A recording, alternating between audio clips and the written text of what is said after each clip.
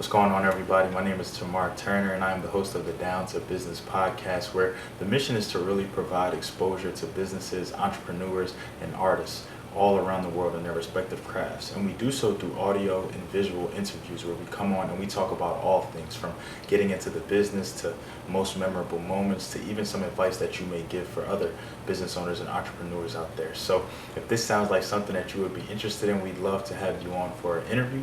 Please be sure to reach out via any social media platform and we'll definitely get back to you. But until then, enjoy this episode.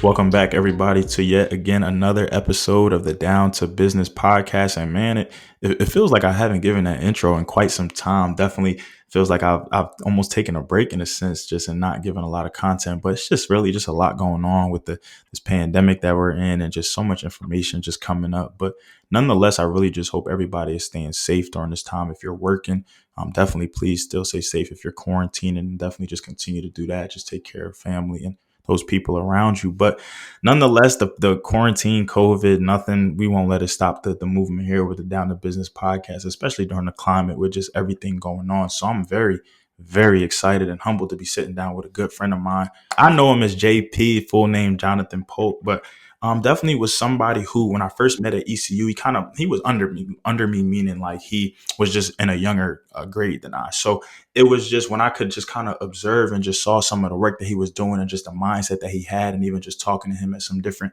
events and meetings, I was just really impressed. Like I said, he even just humbled me in a sense, just because of the impact that he not only wanted to have on the ECU community, not only his community, but just fellow minorities as a whole, and just trying to do that by any way possible. So please give a warm welcome to my boy JP. JP, how you doing today, bro?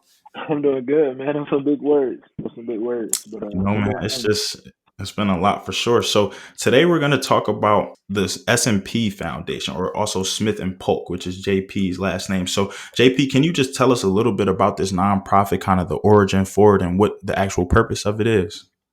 Gotcha. So the Smith and Polk Foundation, it's a co-founded organization between me and one of my good friends from high school. Kind of like you, he was above me. I was a freshman in high school. It was his senior year of high school. We were both student athletes from Anson County. It's a very rural area in North Carolina. And just growing up in that type of environment, like we got to see firsthand what it was like not to have. That was just a it was a discrepancy from like what we have, well, what we didn't have, and just what the other counties or the other kids around us had. So growing up, it kind of put a chip on a lot of our shoulders.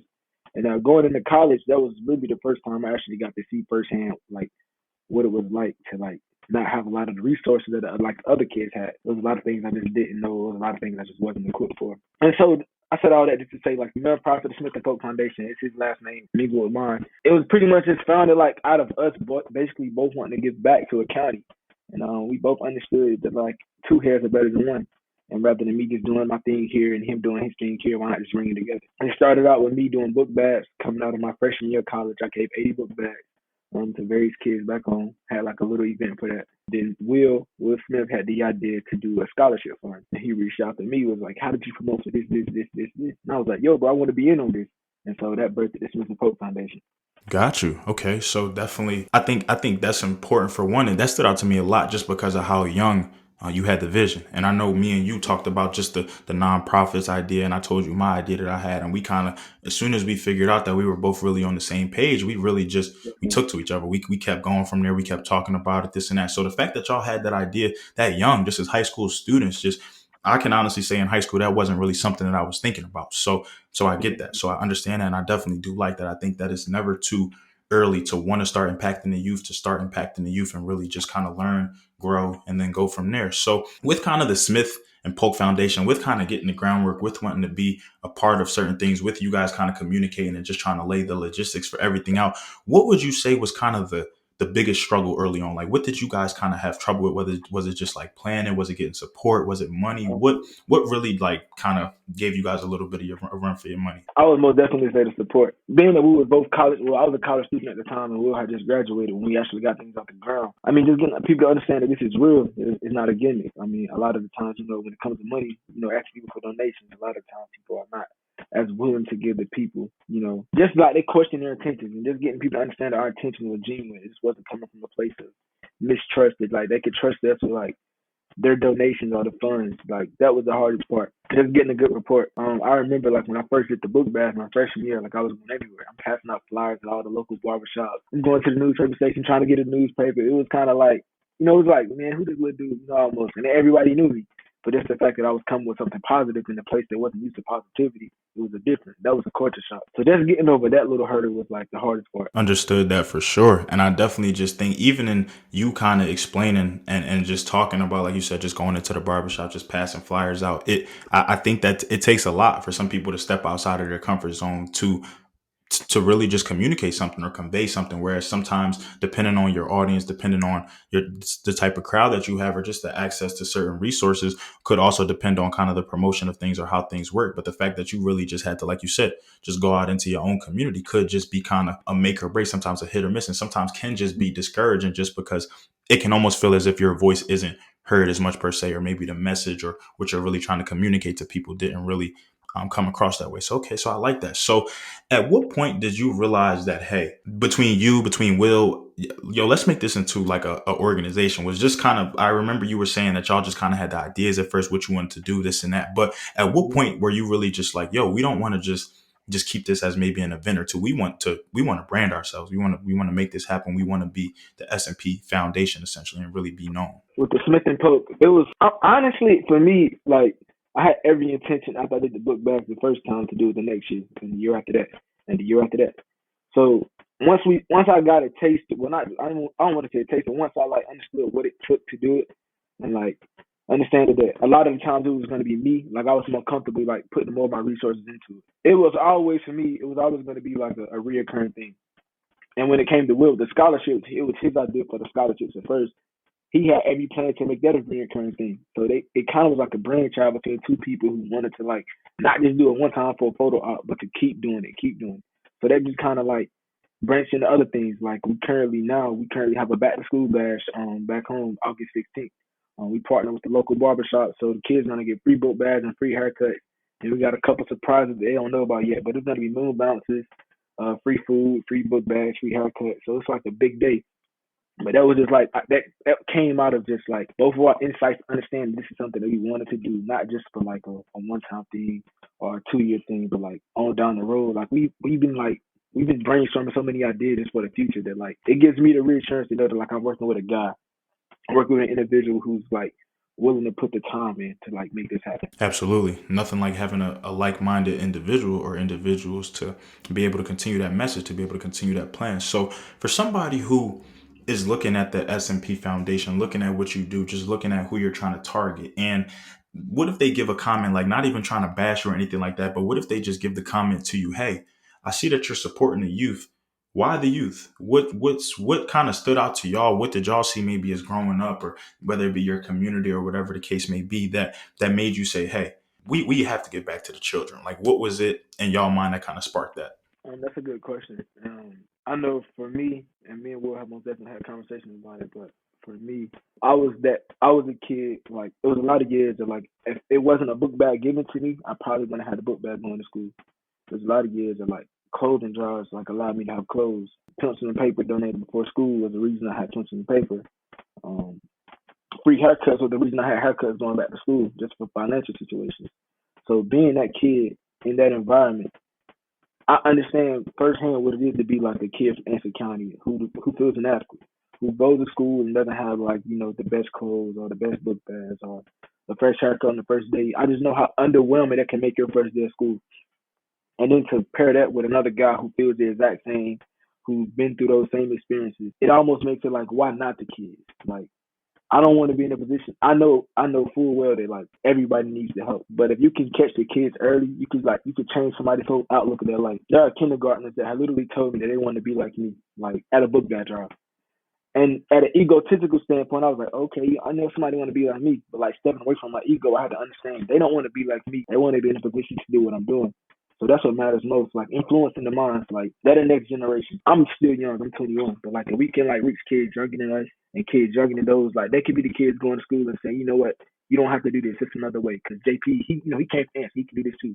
So it's like if we can spark the minds while they're young, like who knows what change can happen. I think that's a great point, bro. And I really think that like you said, I feel like it's never too early to start. And even like I said, just going back to the idea that I had and really just talking about it, I really think that the community, the upbringing that you have can really attribute a lot to what you do or the impact or the difference that you make. Like you said, not necessarily having all the best clothes or maybe like the newest stuff or books not maybe covered or books not in good shape. So just wanting to be able to change that narrative. And I was honestly, I'm still the same way, just growing up here. Just, I mean, I know that a lot of people have it differently in different school districts, but really just seeing the Philadelphia school district and really just seeing how public schools aren't necessarily afforded the resources, the time, the nature and the nurture sometimes that a lot of us are. Cause I mean, it took me going to, I've been to a lot of different schools, private included, charter included, and now public. So it was just like I kind of got to see, I kind of got a taste of everything, and I can definitely tell the difference with charter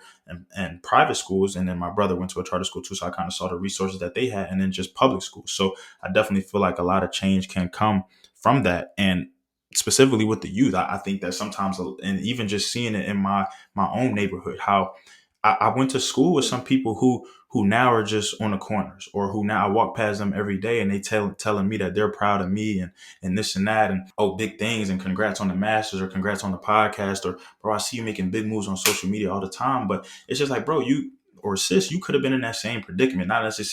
Not necessarily saying, hey, you had to take this route, you have to go to school, you have to go to then grad school. But bro, education is so important to people. And so I think that a lot of times they don't realize that it's more to it out here than just being a rapper. It's more to it out here than just being an athlete. And that's something that my boy Zaire spoke on in our episode of Community of Angels, how he's an NFL athlete, but he constantly stresses the importance of education and just wanting to make a difference in people's lives, and just knowing that, hey, it's more, we need engineers, we need plumbers, we need contractors, we need social workers, we need therapists, we need all of these people who are out here on a daily basis to make an impact. And you don't know how, as a youth, maybe if they would have just had a newer book, or maybe if they would have just had the school uniform, or maybe if they just felt more comfortable going to school, where that really could have taken them. And so a lot of times I feel like the environment and the upbringing that we have can definitely shape how somebody views school, how somebody views education, and how they sometimes start to drift off into those different paths. So I definitely do appreciate that. And I definitely do thank y'all, Smith and Polk, for recognizing the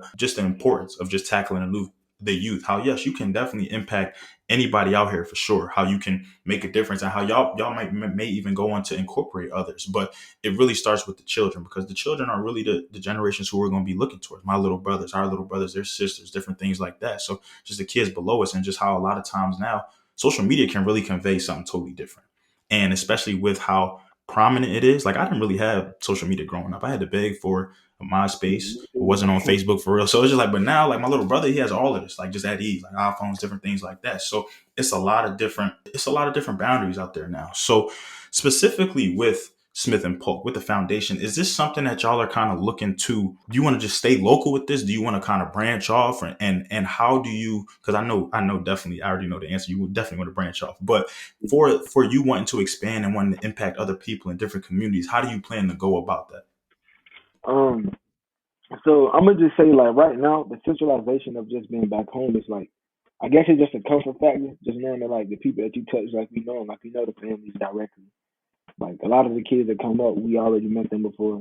But I feel like we aren't in the business of limiting ourselves. Like we're not gonna limit ourselves just to one place. Like of course, Anson County, that's home. Like that's what we wanted. Like that's where everything started for us. Like that's where we both grew up. That's where everything started.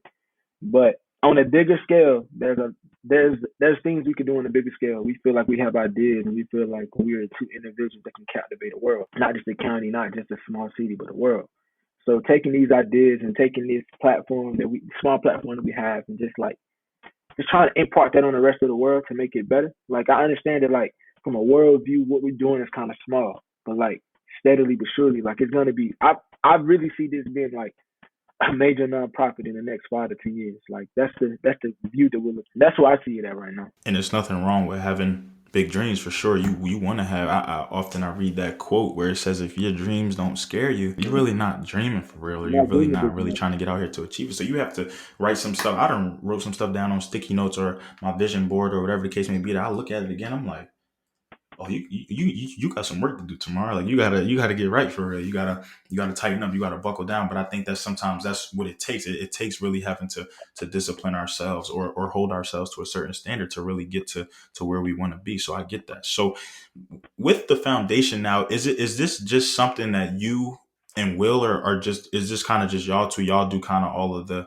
labor, the work, and everything like that? Is this just kind of like a two-man band thing? Do y'all have kind of like a team or like an executive board or people that y'all can kind of lean on to get help for as well? Right now, it's really just it's a two-person party. As far as financially, it's most definitely two people outside the donations that we get that we really appreciative of. But when it comes to just like financial majority of it, it's the two of us. So and when it comes to just like making ideas happen, it's the two of us. So I feel like that's a blessing right now. What it been so small that it's only two forces that we have to account for. But moving forward, like as things grow, you naturally have to adapt. And like moving forward, like I'm looking forward to working with other people with this as well. But right now, it's just the two of us. Understood for sure. And I mean, look, sometimes that's what it takes when you got to start things off. We've talked to people on this show who are just in a one man band. We talked to people who are trying to get a team, trying to just locate in different areas, and then we talk to people who are kind of just a little more established and well rounded. So I think I think that shows a testament to the people and the mission of the fact that you can have this, you can want to make such a big difference, like in the world or with the youth or whatever, and you're just saying, hey. If I got to do it by myself, or if I got to do it with just one counterpart of mine, that's cool. That's not going to stop the grind. That's not going to stop what we're working towards. So I definitely do like that, and I commend y'all for that, just because I understand that just from a leadership standpoint, just from an organizational, excuse me, standpoint, that it's hard. Like it's sometimes it's a little disheartening, it's a little discouraging, especially when things don't go your way, or like you said, speaking monetarily, you don't always get the resources or the money for it. Man, if I just had more, I could have just did a little bit more, but I just had to. You just got to work with what you got. So sometimes it's sometimes a reflection of you too. It's just like, dang, I really want a lot, not only for this organization, not only for myself, but for these children. So I just have to keep finding ways, pulling from here to there, just getting access to resources and so on and so forth. So, speaking of just resources and getting extra help and things like that, for somebody out there listening, for people on this IG live right now, and then just for people who will hear this episode at a later date, what would you say that they can do to help out the Smith and Polk Foundation? Smith and Polk, I feel like awareness is that's the biggest thing. Of course, donations are always a great thing to do. But outside of the monetary aspect, like if you see something we're doing, just come out and support. Like if you see me like share one of the things about an event we have, just like repost it. I feel like this extending that kindness, just that the awareness for what we're doing. That's the biggest thing we can do. Because like I said, like I'm still a student at ECU, a rising senior. Will, he's graduated, he's working. Like there are gonna be like blind spots that we're not gonna be able to hit all the time. So just like being a friend, you see me repost something, repost it. If you see me donate, post a donation link. Just donate if you can, or just pass it on to people that's willing to donate. So I would just say, just like just passing the information along. That's the biggest thing that people can do now. And also, like we volunteers are like dope. Like we're having a big event coming up, and like I know Anson County's a 3 hour trip from Greenville, North Carolina at ECU. But like if anybody wants to like volunteer and come out and help out, like help with the kids and the event in itself, like that'd be dope as well. Absolutely. Absolutely, absolutely. And I think I would say too, really just to your last point, I want to talk with you offline and partner with you for that, just because I feel like, look, 3 hours, that's nothing. Like we'll take trips for homecomings or parties or events or different things like that. So if it's for the youth, I definitely think that that's something that could. I think that's something that could turn out well, and just an idea, something I'll throw out there to you. And if I can help you in any way, definitely just let me know.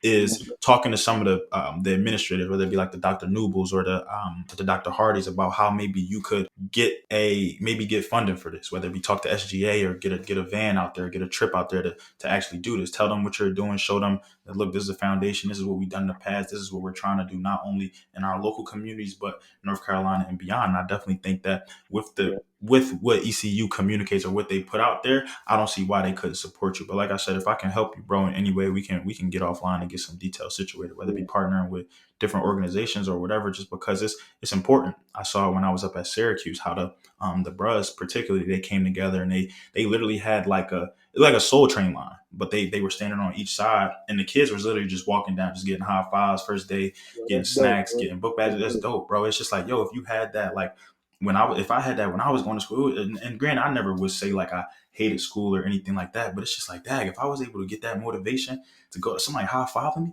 just for showing up today, just for going on a uniform, I got an oversized book bag on all this stuff in it. Like that's cool to me. So I definitely want to, help you out any way that I can, bro. So, and just in speaking into that, just in speaking about resources and just speaking about what we want to do kind of moving forward, is there anything that you would say, just looking back now, or just even thinking, or maybe in this conversation that we had, that you want to get done for the Smith and Polk Foundation, or that you, like you said, I know you have some surprises and stuff coming up, but is there anything that you feel like you've missed thus far? Anything that you saw out there that you kind of just want to say, hey, I think we can do this, or let's put our own spin on this, or let's try this out. I know for me, one thing I don't regret anything because I feel like everything we've done so far has been within our means of doing things. One thing I wish that like I'm speaking for me and just like I know Will, but speaking for me, I wish I would have been more just like more open to just other people's advice when it came to just like doing stuff. Because I know when I first did my backpack mission, my freshman or going into my sophomore year, and that was a solo thing, and it was like I funded basically 60 book bags and we gave away 80. So like I bought 60 out of my own pocket, and like I feel like that could have been avoided if I was listening to people like in my ear. That was just me being like, I don't want to say immature, but that came out of a place of like, I want to make this happen, so I'm gonna make it happen, as opposed to saying, okay, I want to make this happen, so how can I make this happen? So just like with age, I just grew and I grew to learn that like, even though my name is on something, doesn't mean that I have to be the sole person to make it happen. And like I was just so like I felt so entitled because Jonathan's name was on it that it had to be Jonathan Singh. So like I would say working with Will most definitely made me just understand the value of another person's help. So just like where I'm at now, as opposed to where I was then, just understanding that help isn't always a bad thing, or help in itself isn't just a bad from a person with a bad mindset. That's one thing I wish I'd had earlier. But other than that, like honestly, I'm pretty pleased with the stuff we've done so far. I think that's good, bro. And something that you touched on that I stress a lot is perspective. It's just how, like you said, had you like that you were able to work with Will or bring somebody else in just because it opened your mind up to something that you may have otherwise not even been thinking of, or just in hearing the advice that you got from other people, or just in them saying this, oh, it could have maybe saved you some money, saved you some time, saved you some stress. But I think we need that. I think we need those learning lessons. I think we need that just to say, hey, sometimes it's not always just about me, or everybody's not going to think like me, or everybody's not going to necessarily agree or look. Sometimes I even got to tell myself and step back and say, hey, tomorrow, you don't know it all. Like you can get help. That's okay. You can take constructive criticism. I love constructive criticism, bro. Like honest, I love it. Like I do it with my podcast. I did it when I was at ECU. I did it when I was at Syracuse. I do it with work. Like anytime that I can help, that I can get better. I may not like it in the moment. I may not be smiling when you're telling me, but I'll look back on the end or do some reflection and say, yo, I really appreciated that. Like they didn't have to do that. Like you really helped me out. So I think that that's important, bro. Perspective, just recognizing that, yo, there are other people out there with ideas. There are other ways to make this work. And like you said, you can't really fail at something until you literally tried and ran at every way to figure out how to do it. So I like that, bro. I like that a lot. Now with honestly just looking at everything that you've done for the youth and the kids, if you were to have someone, or maybe you have, and maybe you've kind of had to, because I know you've had to speak at different events and things like that. So for maybe the kids, or for maybe even like community members, parents, fellow colleagues, whatever, who feel as though why education really isn't that essential, or if a kid is telling you, y'all don't really need school, I can just go be an athlete, or I can go be a rapper, da da da. What message would you kind of have to them, just to explain and stress the importance of education in some form or fashion? So this is something I learned like, and that's a very like. I'm glad you asked that because I was the president of my student org this past year. So the team is a student org at ECU. That was a question I grappled with a lot because I had a lot of my members that just chose that school wasn't for them. So I was in a position like being the president of an org who stands by the pillars of graduation, networking, and community. How can I try to get these young men to like want to stay in school? How can I try to get these young men to stay motivated when there are other like at the time to them when there are other career options that seem more valuable and more lucrative than like staying at a 4 year university. I had to come to the terms myself that school wasn't for everybody. But at the exact same time, I did understand that school can be a tool for the majority. Coming from a small county, I come from a place where like you don't go to college unless you get a scholarship, whether that be athletic or something of that nature. Really, it's athletics or in the military. That's how most people get out. So me being a kid who plays sports and will play sports, we were both student athletes. who took the path and went to school based on our brains, that was just different. That was different entirely. Just relaying the message is like, yes, even though school may not be the option for you, it's an option that you should most definitely explore. I feel like education is something nobody can ever take away from you. You can lose athletic ability, you can get fired from a job, but the education that you like learn, not even just in the classroom, but just being on a college campus, because there's so much I have learned on this college campus that like I don't see how I would learn just being in my room of Vincent County, just being in like this small domain I was used to. So it's experience. Like education builds experience. I mean, it gives you knowledge, it gives you perspective, it gives you different insights on the world at hand. So that's relaying it like a message just like without education, like how far can you really get as a person? Not necessarily in the world, but how far would you grow as a person? That could be education of just like of self education. That could be education of just your spirituality, anything. Like education is the most important fundamental for growth. So without that like growth, without that catalyst for growth, like how far will you like be as a person? How happy will you be as a person? So I like this. I try to lean towards that message, just understanding that like this is 21st century, we're in 2020. Like education is not gonna be like everybody. Well, school is not gonna be everybody's main objective, but I feel like education should be everybody's prime objective. Sheesh, bro. You just dropped some gems. Like some gems. Like I'm over here the whole time I'm just nodding my head. Like, yeah, like you're absolutely right. From just the having a you can't really knock something till you try it to just it's a tool, bro. Whether you like you say, it's not saying you have to stay in school all your life. You have to do post secondary and PhDs and all of that up there. But just recognizing that there's so much knowledge out here. It can come in the form of books. It can just come in the form of reading. Whatever you do, just find your niche somehow. And I think we talked about that in a lot of different episodes. So before we close up and everything like that, aside from your mission statement, like what the true purpose why you started this, if you had to kind of give this presentation to somebody or whatever, or tell them, hey, ECU says, yo, we want to hear about what you're doing because we possibly want to fund you. If I was to ask you to describe the the mission, the purpose, the mantra, the goal, the overall, the end all be all of the Smith and Polk Foundation in a word or phrase, what would you use and why would you say that? So if I was asked to describe the Smith and Pope, it would just be giving kids hope when hope isn't there. For example, Will and myself, like we were two kids who are products of a Title I county. Like the funding there was very low. Outside of sports, there was nothing there, and we made it to college. So that's re-putting that same logic. Like I feel like life is all a recycled piece of work. Like you make it and I make somebody else make it. You make it and I make somebody else make it. Like just recycling the knowledge that we learned and the experience that we've been through to the younger generation so they can recycle it. Like it's never about us. If it's about us, then that's a sad way to live because then it just stops and we die. But just making sure everything is a circle, making sure everything is just an ecosystem for knowledge, an ecosystem for learning, an ecosystem for growth, an ecosystem for education, just for all of us. Like pouring back into the same places that we got poured into. Because if it wasn't for the generous donations of scholarships from these organizations like my own, I wouldn't have been in college myself. If it wasn't for book bags to an 8-year-old, 9-year-old, 10-year-old kid, I wouldn't have had a book bag myself. If it wasn't for free cuts, I wouldn't have had that myself. So just bestowing the same like luxury of generosity that I like got to experience as a kid to the next generation. That's what it's all about. Making sure that like the buck doesn't stop with me. Making sure the buck doesn't stop with the people that came before me. Just making sure this is a healthy just cycle of just generosity.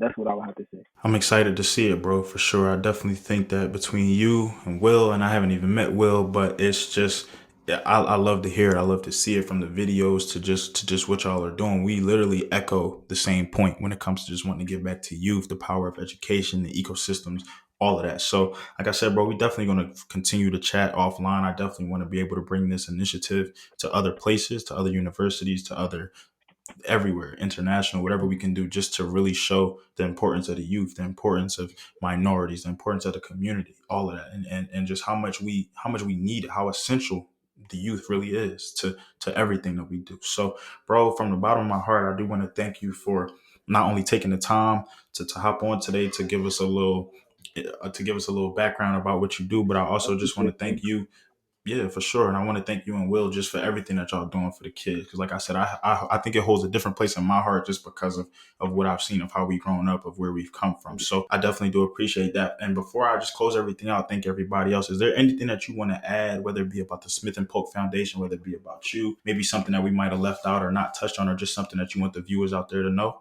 Honestly, I feel like we covered a lot, but we do have an Instagram, and it's the the SPF Foundation. So just type in the SP Foundation. It's on Instagram, and we have a donation link in our bio. Like I said, we have our event coming up August 16th at 11 a.m. It's in Wadesboro, North Carolina. You just type that in. It's in Answer County, Wadesboro, North Carolina. So that's our biggest event coming up. So it's a back to school bash. They start school August 17th. So that event is the Sunday before they go to school Monday. So just be on the lookout for like updates about that event, pictures, and any way you can help, whether that be posting a flyer, just donating. It's all appreciated. All right, everybody, whether it be IG Live, whether it be on the Down to Business podcast, however you hear about this, definitely go support JP. I'm going to make sure I post all the information, social media, links, all of that when I post the bio and everything for the website. So like I said, bro, I definitely do appreciate everything that you're doing, not only for the youth, but just in your community at ECU. Continue, just keep on keeping on, as they say, bro, for sure. So definitely do appreciate you taking the time today. Definitely do appreciate everybody on IG Live who tuned in for sure. Something that we just did for the first time, but I liked it. And it's definitely something that I might continue moving forward just to give y'all a little snippet of stuff. So without further ado, we're going to close it out. Thanks everybody out there for listening and tuning into another episode of the Down to Business podcast here with Tamar Turner.